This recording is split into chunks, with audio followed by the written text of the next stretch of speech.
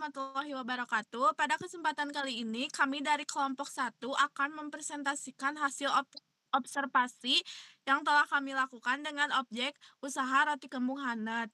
Sebelum memulai presentasi, perkenalkan nama saya Adelia Nurfitria dan rekan saya. Saya Jia Saukiah Mumtaz Ahmad. Rahma Fauzia. Saya Putri Azmi Nurul Fajriah. Untuk mempersingkat waktu, mari kita langsung pemaparan materi. Materi pertama yang akan dibacakan oleh saya.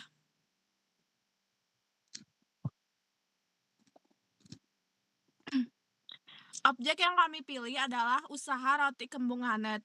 Bidang usaha makanan dan minuman. Skala usaha menengah kecil. Lokasinya, roti kembung Hanet memiliki beberapa lokasi, yaitu ada di Cikajang, Samarang, dan Wanaraja. Roti kembung Hanet juga akan membuka cabang baru di Malembong. Roti kembung Hanet berdiri sejak tahun 2019 dan pemilik roti kembung Hanet adalah Bapak Sukma Nugraha. Model bisnis yang digunakan yaitu produksi roti kembung Hanet merupakan usaha model bisnis yang digunakan yaitu produksi dan penjualan roti secara langsung kepada konsumen melalui beberapa cabang. Alasan memilih objek, roti kembung Hanet merupakan usaha lokal yang berkembang pesat dengan beberapa cabang namun masih menghadapi kendala operasional seperti fluktuasi omset dan ketersediaan bahan baku. Yang selanjutnya, next dia. Yang selanjutnya adalah latar belakang masalah. Latar belakang penelitian ini berawal dari adanya fluktuasi omset penjualan yang dialami roti kembung Hanet. Walaupun usaha ini terus berkembang dan memiliki beberapa cabang, terdapat beberapa kendala yang mempengaruhi operasional seperti naik turunnya omset, penjualan, dan ketersediaan bahan baku. Penurunan omset pada waktu tertentu dapat berdampak pada kelancaran operasional, terutama dalam memenuhi kebutuhan bahan baku dan biaya operasional lainnya. Oleh karena itu, diperlukan analisis untuk mengetahui penyebab terjadinya permasalahan tersebut sehingga dapat ditemukan solusi yang tepat untuk meningkatkan penjualan. Lanjut. Yang selanjutnya ada rumusan masalah dan tujuan analisis. Berdasarkan latar belakang tersebut, kami merumuskan beberapa permasalahan yang akan dianalisis. Yang pertama ada faktor yang menyebabkan fluktuasi omset pada usaha roti kembung Hanet. Yang kedua, bagaimana perubahan omset penjualan antara hari kerja dan akhir pekan. Yang ketiga, faktor apa saja yang mempengaruhi naik turunnya omset penjualan. Dan yang keempat, upaya apa yang dapat dilakukan untuk meningkatkan omset penjualan usaha roti kembung Hanet. Adapun tujuan dari analisis ini adalah untuk mengidentifikasi penyebab fluktuasi omset, menganalisis perbedaan penjualan pada hari kerja dan akhir pekan, dan mengetahui faktor apa yang mempengaruhi penjualan, serta memberikan rekomendasi yang dapat diterapkan untuk meningkatkan omset usaha. Materi yang selanjutnya akan dibacakan oleh Rahmah. Dekomposisi masalah. Pilar 1. Penurunan omset roti kembung Hanet itu ada 4. Yang pertama itu jumlah pelanggan yang menurun. Yang kedua, promosi kurang efektif. Yang ketiga, kendala lingkungan usaha. Dan yang terakhir, ketersediaan bahan baku. Next. Lalu keterkaitan antar submasalah. Yang pertama itu jumlah pelanggan menurun. Penurunan omset terjadi karena jumlah pelanggan yang datang semakin berkurang. Nah, ada beberapa hal penyebabnya. Yang pertama itu hari kerja lebih sepi seperti weekday. Nah, weekday itu pelanggannya lebih sepi, gak kayak weekend. Lalu yang kedua, kunjungan pelanggan tidak stabil, kadang ramai, tetapi sering juga mengalami penurunan. Nah, kayak kalau hari-hari libur itu biasanya omsetnya itu naik ya, cuman kalau hari kerja, hari biasa gitu, menurun omsetnya. Lalu yang kedua, promosi kurang efektif. Promosi yang dilakukan belum menjangkau banyak calon pelanggan sehingga berdampak pada penjualan. Faktornya itu jangkauan promosi terbatas sehingga tidak banyak orang mengetahui produk yang dijual. Jadi gak banyak gitu ya, promosi kayak di TikTok itu gak banyak, itu terbatas. Nah, yang kedua itu persaingan dengan usaha sejenis karena banyak penjual produk serupa yang menawarkan promosi lebih menarik. Lalu, yang ketiga, kendala lingkungan usaha. Lingkungan sekitar usaha juga memengaruhi minat pelanggan untuk berkunjung. Kendalanya meliputi biaya parkir yang dikeluarkan pelanggan sehingga sebagian pelanggan enggan datang. Lalu premanisme di sekitar lokasi usaha yang dapat membantu pelanggan merasa kurang nyaman dan aman. Yang keempat, ketersediaan bahan baku. Ketersediaan baku yang terlalu sedikit saat weekend dapat menghambat proses produksi dan penjualan. Harga bahan baku berubah-ubah yang menyebabkan biaya produksi meningkat dan keuntungan berkurang. Oke, materi yang selanjutnya akan dibacakan oleh Jia. Kemudian di sini saya akan menjelaskan mengenai pengenalan pola ya. Jadi berdasarkan data yang telah kami analisis langsung ke Roti Kembung Hanet kepada kepala stafnya, yang kami peroleh yaitu yang pertama itu penjualan roti per boxnya itu apabila weekend bisa sampai 45 per box, sedangkan untuk weekday sendiri hanya sampai 20 per boxnya. Kemudian pendapatan sendiri ketika weekday itu cenderung lumayan agak sepi ya, jadi cuma 500 sampai 700 ribu. Kemudian kalau buat weekend ramai gitu, jadi 1 juta sampai 1.500.000.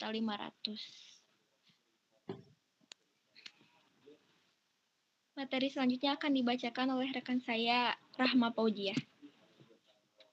Lalu ada interpretasi pola.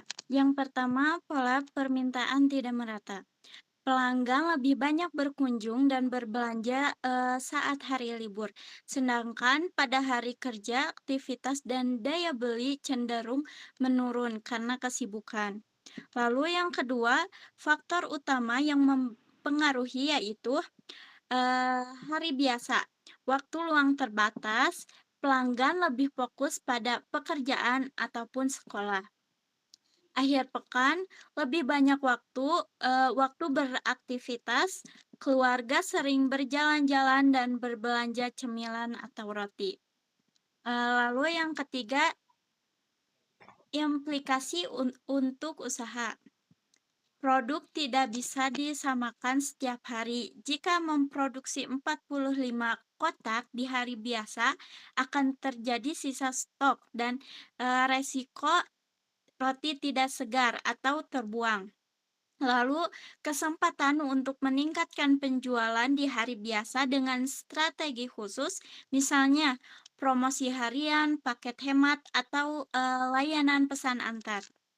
Makna pola terhadap masalah menunjukkan penyebab omset naik turun karena perbedaan jumlah penjualan antara hari. Menjelaskan bahwa ketidaksesuaian jadwal produksi bisa memicu pemborosan atau kekurangan stok saat pelanggan ramai. Lalu menjadi dasar untuk mengatur strategi agar kendala penjualan tidak stabil dapat diatasi. Lalu materi selanjutnya akan disampaikan oleh Putri Ajmi.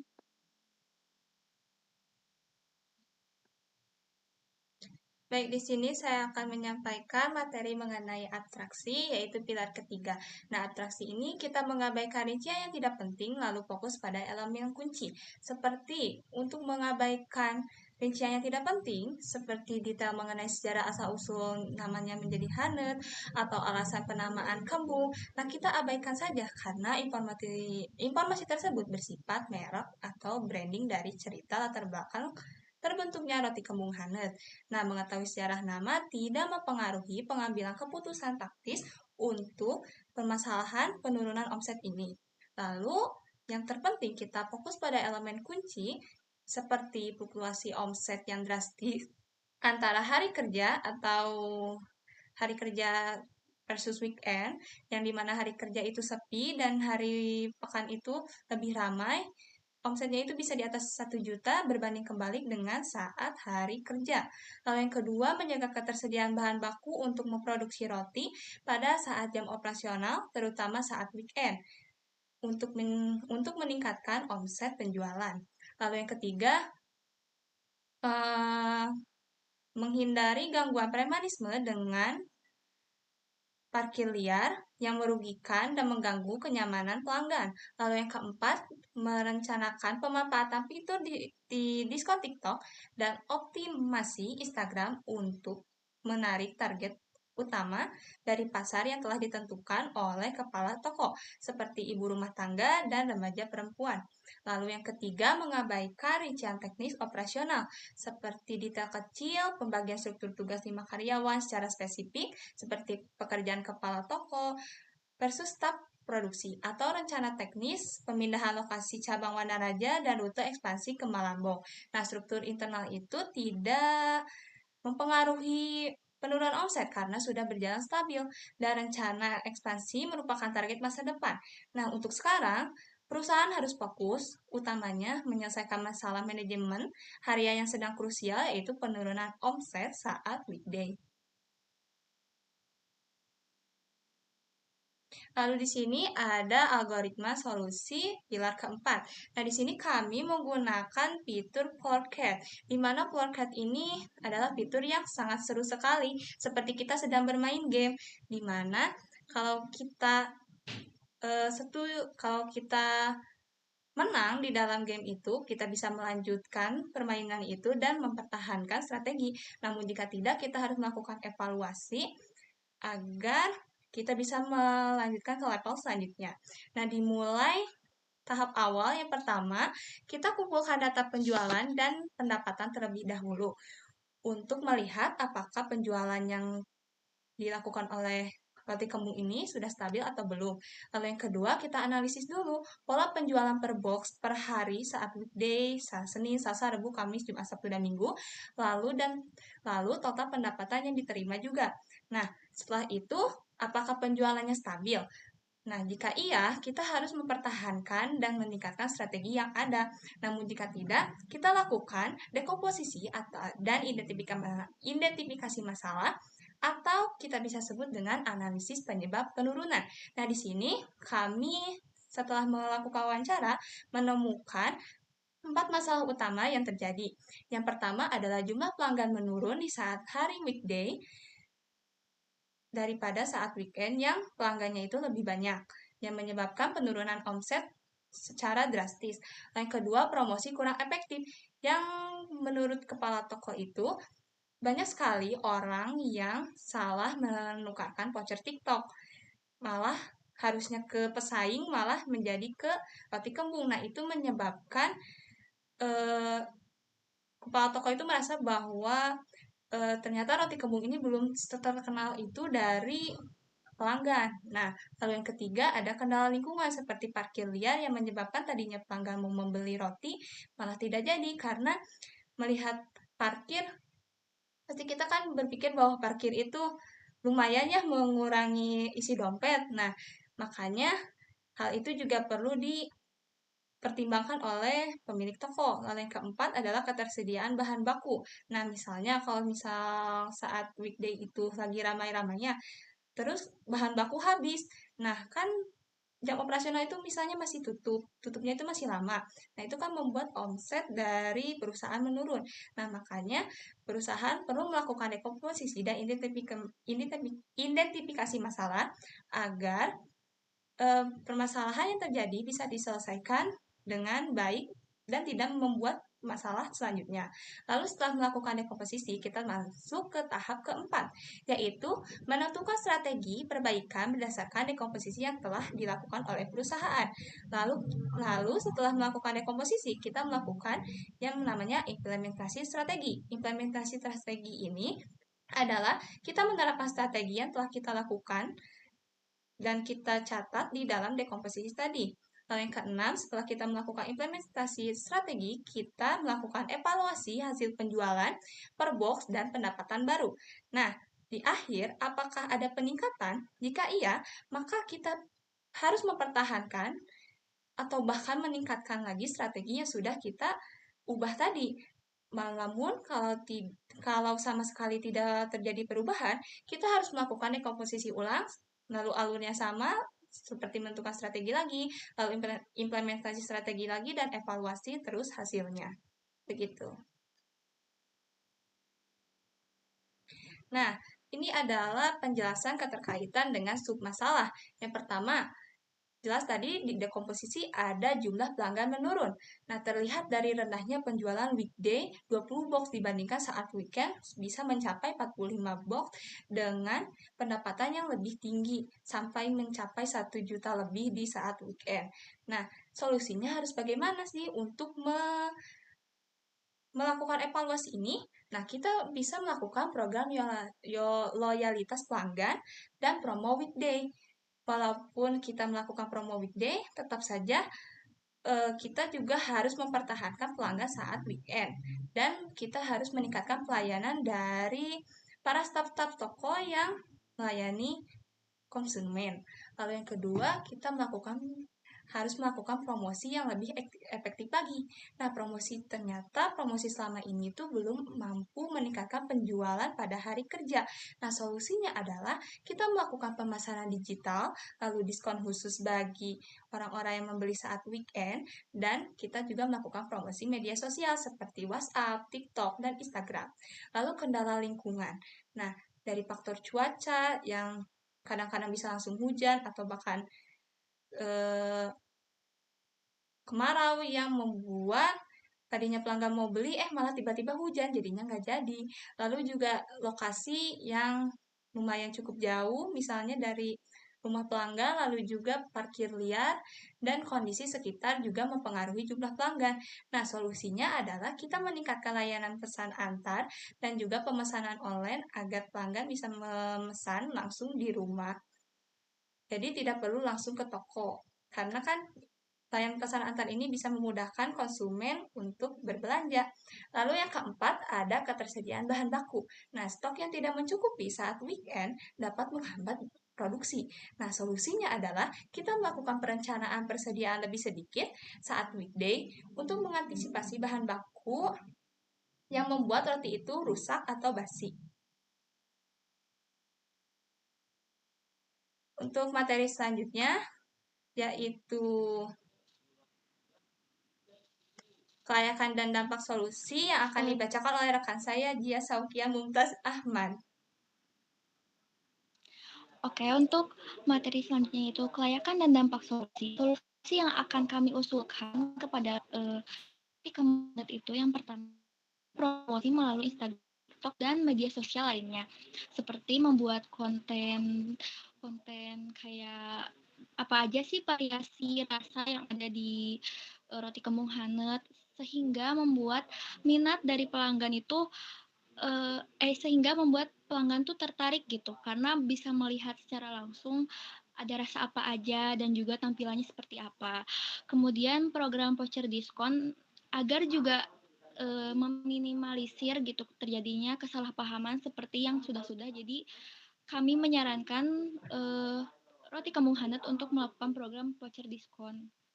Kemudian beberapa aspek yang ada itu, yang pertama ada biaya. Setelah kami analisis relatif rendah karena memanfaatkan media sosial yang sudah digunakan. Kemudian waktu dapat diterapkan dalam waktu singkat seperti 1-2 minggu. Sumber daya memanfaatkan karyawan dan akun media sosial yang sudah tersedia. Kemudian resikonya, respon pelanggan terhadap promosi tidak selalu sesuai harapan dan membutuhkan konsistensi konten. Dampak yang diharapkan, yang pertama meningkatkan jumlah pelanggan, terutama pada hari kerja. Kedua, meningkatkan penjualan produk unggulan. Seperti kan kalau di roti kembuhan itu yang unggul tuh rasa coklat keju sama tiramisu. Nah, itu lebih di highlight lah gitu, biar kelihatan bahwa itulah yang paling banyak peminatnya gitu di sana. Kemudian meningkatkan penjualan produk kemudian memperluas jangkauan pasar dan meningkatkan brand awareness. Dan yang terakhir, mengurangi kesenjangan penjualan antara weekday dan weekend.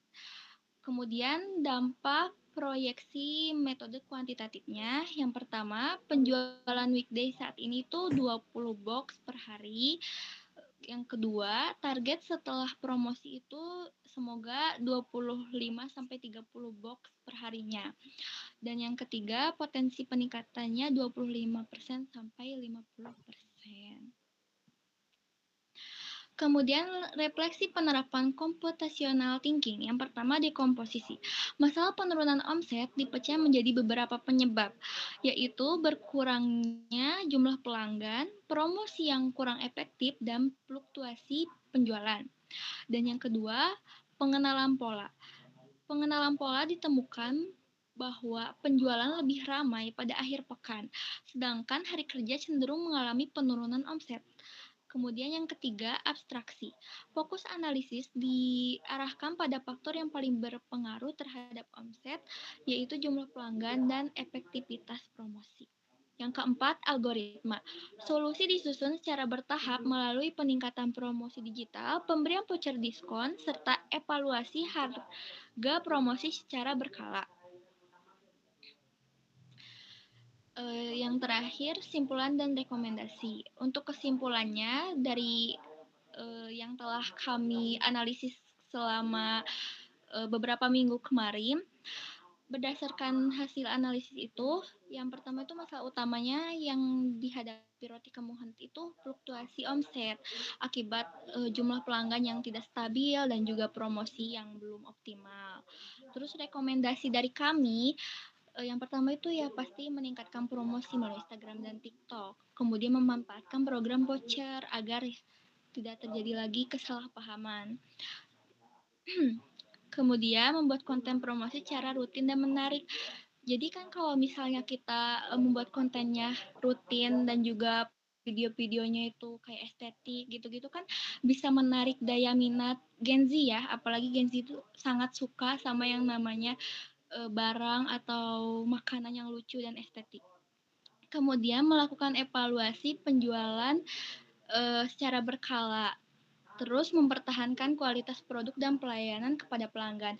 Dengan mempertahankan kualitas produk itu akan membuat kayak di mata pelanggan tuh, oh ternyata roti kembuhan itu kualitasnya tuh selalu sama setiap hari dan setiap tahunnya gitu, tidak pernah berubah, masih menggunakan bahan-bahan yang berkualitas tinggi gitu.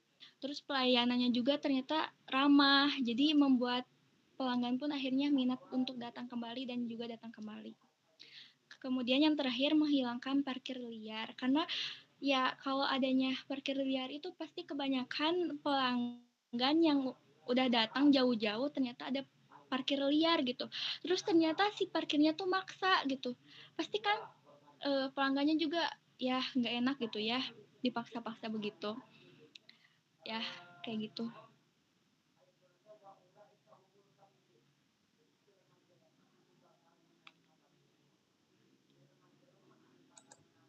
Nah, di sini juga ada referensi dan lampiran. Nah, sumber data yang kami peroleh ini berdasarkan hasil wawancara yang dilaksanakan pada hari Senin, 15 Juni 2025, langsung di tempat dengan Kepala Staf Roti Kembung Hanet.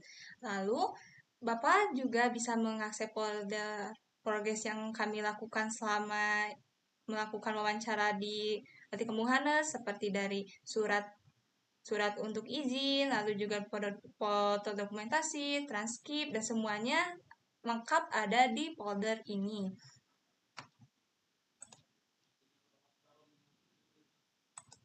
Lalu ini juga adalah dokumentasi yang kita lakukan di Roti Kembung Hanet di cabang Samarang dengan kepala stafnya. Demikian pemaparan dari kelompok kami. Mohon maaf bila banyak kekurangan dalam penyampaian materi. Kami mohon maaf yang sebesar-besarnya. Terima kasih. Wassalamualaikum warahmatullahi wabarakatuh.